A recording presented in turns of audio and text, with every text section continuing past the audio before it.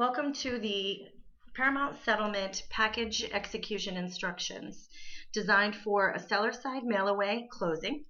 I want to take a moment and thank you so much for your business. We've created this video to assist you in signing your closing documents by overnight or what we call a mail-away. I'm going to go through each document presented to you in your overnight package.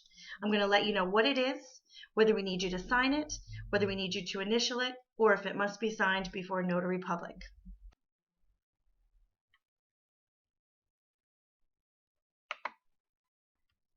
The first and most important document that you're going to see in your closing package is called the deed. Generally, it's going to be a warranty deed.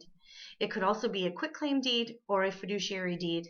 Those specifics will have been worked out prior to receiving this overnight package. The deed purpose is to release all right, title, and interest any record owners of the property hold, as well as those parties with homestead rights. This document must be executed before notary public.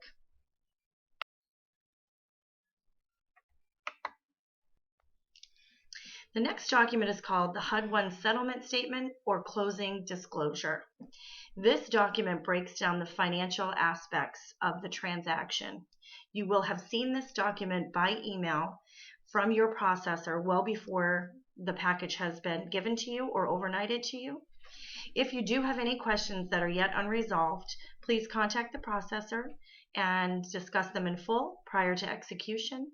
This document needs to be fully executed by all record owners of the property.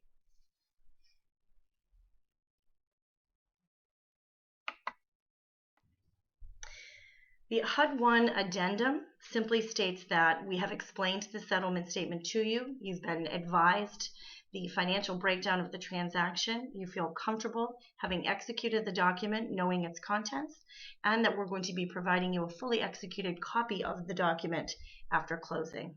This must be executed by all parties.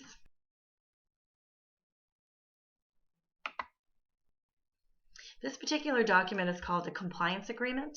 The purpose of the compliance agreement is to obligate all parties to the transaction to re-execute, reinitial, or otherwise re-sign any documents that might be rejected by a lender or upon audit.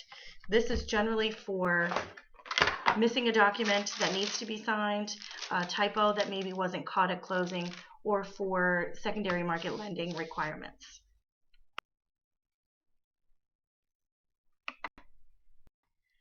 The purpose of the tax information sheet is to confirm information we at Paramount received from the city or town in which the property exists as far as annual tax obligations. This figure is important because it's utilized for the proration of property taxes between you and your buyer. This should be initialed to confirm the amount of the estimated annual taxes as received by the city or town. On the HUD-1 settlement statement or closing disclosure, you saw a tax proration. This particular document is an agreement to reprorate, if necessary, any items which would include property taxes, condo dues, association dues, park rent, based on paid through dates, and if the actual amounts of the obligations are not known, most specifically when our property tax bills have not come out yet for the fiscal tax year. This document obligates each party to reprorate if necessary if an amount that is received after closing is substantially higher or lower than the amounts available at the time of closing. It's important for us to be able to reach you after closing in the event that we need to have a document re-signed, reinitialed, or any sort of tax or association proration is necessary. Please complete the attached form with your mailing address moving forward after closing. This document needs to be initialed, verifying you've been advised my office does not sell or share any information collected about you during the closing process.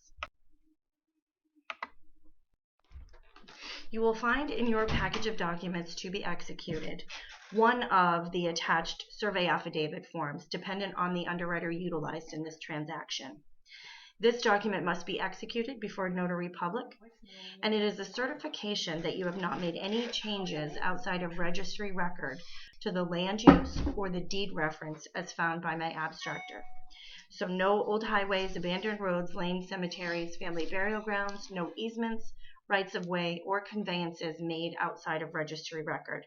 It also says you haven't allowed any buildings to be encroaching on any property lines or over any property lines. Again, this document is very important to the transaction and must be executed before a notary public.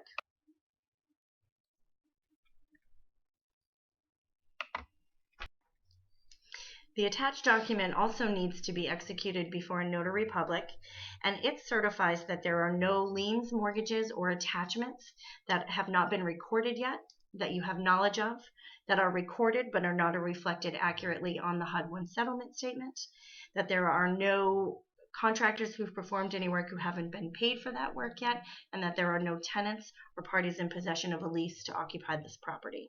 Again, it must be signed in front of a notary public.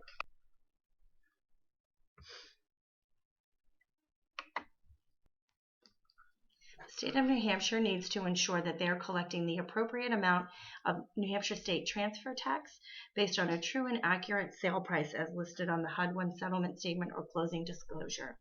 This document is your certification that, in fact, the amounts listed are the true sale price. It also breaks down how the transfer tax is calculated, $7.50 per thousand split between the buyer and the seller. This document needs to be signed and dated.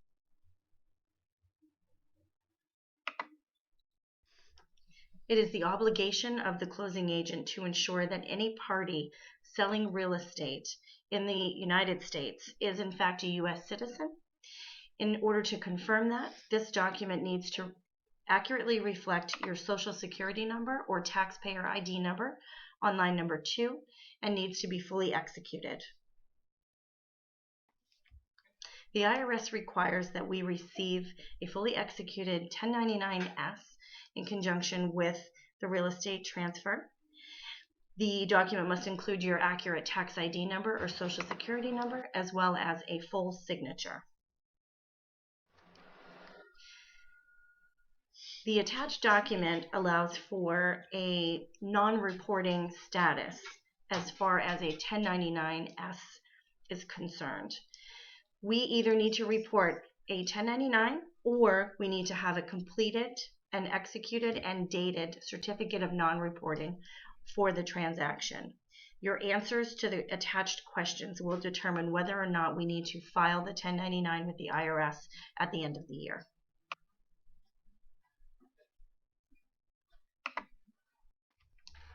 We will attach for your signature any payoff letters for liens of record that are being sent on your behalf.